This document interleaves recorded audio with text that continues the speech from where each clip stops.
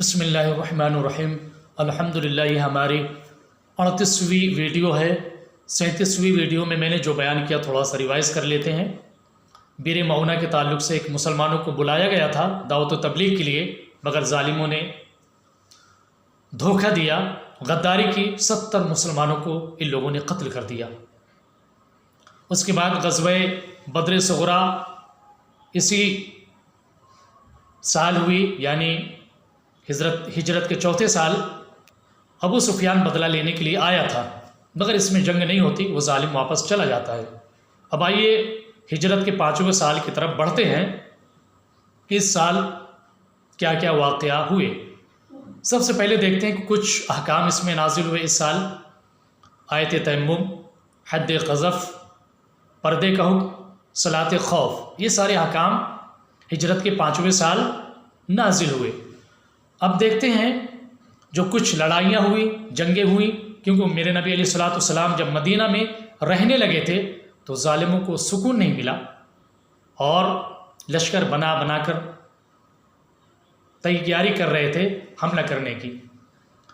غزوہ ذات الرقاع، قبیلہ انمار و سالبہ کا جو قبیلہ تھا انمار و سالبہ کا، ان لوگوں نے فوج تیار کی مسلمانوں پر اور مدینہ پر حملہ کرنے کی۔ میرے نبی علیہ الصلوۃ والسلام کو جب پتہ چلتا ہے تو 400 صحابہ کو لے کے جب جاتے ہیں، ظالم بھاگ جاتے ہیں۔ مسلمان کا عالم اس جنگ میں یہ تھا، بڑی تنگ دستی کا عالم تھا، بہت مفلسی کا عالم تھا۔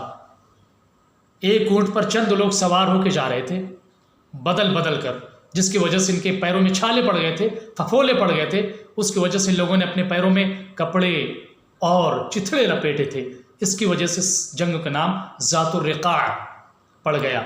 اس کے بعد غزوہ دومۃ الجندل ہوا۔ دمشق اور مدینہ کے درمیان ایک قلعہ تھا، وہاں کا جو سردار تھا اس نے بھی ایک لشکر تیار کیا مسلمانوں پر اور مدینہ پر حملہ کرنے کے لیے۔ میرے نبی علیہ الصلوۃ والسلام کو جب پتہ چلتا ہے تو 1000 صحابہ کو لے کے جب بڑھتے ہیں تو ظالم بھاگتا ہے اور اپنے مویشیوں کو چھوڑ کے بھاگتا ہے۔ تو مسلمان کے ہاتھ یہ مویشی، یہ جانور آتے ہیں اور بطور مال غنیمت مسلمان اس کو لے لیتے ہیں۔ اس کے بعد جو معاملہ ہوا، اب غزوہ مریسی کا دیکھیں۔ غزوہ مریسی، جس کو غزوہ بنو مستلق کہتے ہیں، حارث بن زرار اس نے بھی ایک لشکر تیار کر رکھا تھا مسلمانوں پر حملہ کرنے کے لیے۔ میرے نبی علیہ الصلوۃ والسلام کو جب پتہ چلتا ہے تو اس کے مقابلے کے لیے نکلتے ہیں، مقابلے کے لیے نکلتے ہیں تو یہ سردار بھاگتا ہے۔ مگر جب یہ سردار جب بھاگتا ہے، بھاگنے لگتے ہیں اس کے لشکر، تو وہاں کے جو باشندے تھے ان لوگوں نے مسلمانوں پر تیروں کی بارش کرنا شروع کر دیا، جس کی وجہ سے مسلمان بھی اکٹھا ہو کے حملہ کیا مسلمانوں نے، اور 10 لوگ مارے گئے اور باقی لوگ قیدی بنا کے لائے گئے۔ غزوہ بنو مستلق جو ہوئی، اس کے بعد اس میں جو چند واقعات ہوئے، آئیے اس کو دیکھتے ہیں۔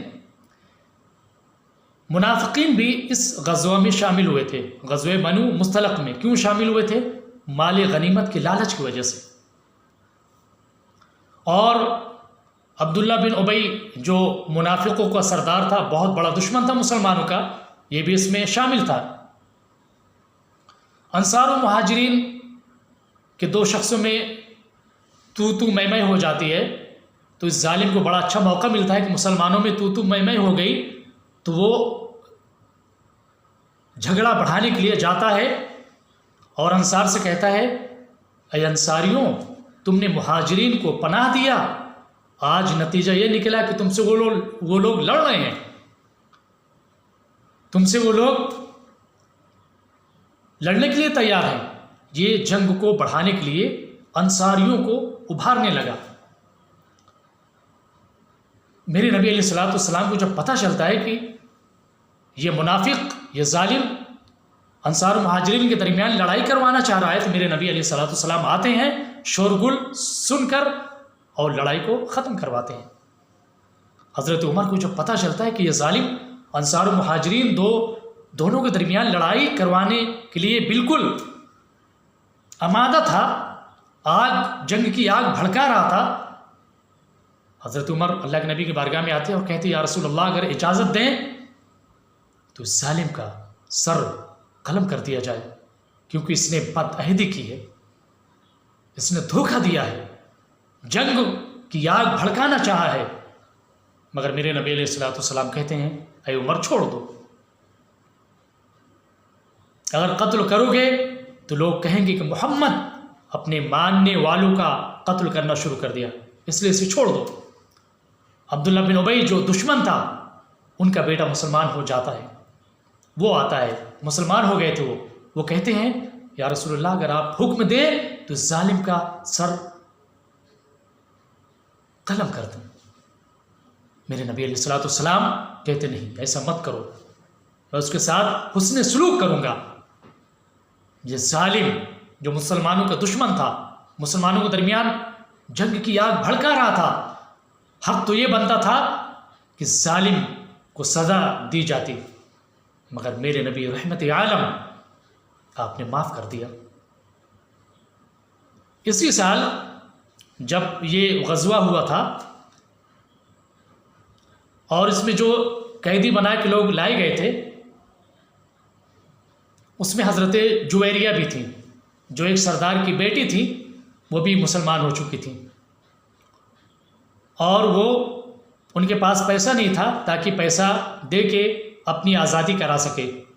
جب یہ بات میرے نبی علیہ الصلوۃ والسلام کے پاس پہنچتی ہے کہ سردار کی بیٹی بھی قید میں ہے اور وہ مسلمان بھی ہو گئی ہے، مسلمانوں کو دیکھ کے، اللہ کے نبی کے اخلاق کو دیکھ کے وہ مسلمان بھی ہو گئی ہے، تو میرے نبی علیہ الصلوۃ والسلام کے پاس لایا جاتا ہے، اور میرے نبی علیہ الصلوۃ والسلام اس کی طرف سے پیسہ دیتے ہیں، اس کو آزاد کرواتے ہیں، اور اللہ کے نبی فرماتے ہیں کیا میں اس سے اچھا حسن سلوک نہ کروں؟ پھر میرے نبی علیہ الصلوۃ والسلام حضرت جویریہ سے نکاح کر لیتے ہیں۔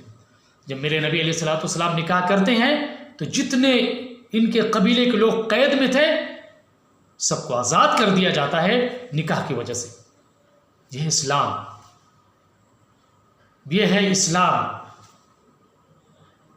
کہ ظالم جو گردن ماننے کے لیے تیار تھے، قیدی بنا کے لائے گئے تھے، حق تو یہ تھا کہ ان کو سولی پہ چڑھایا جاتا،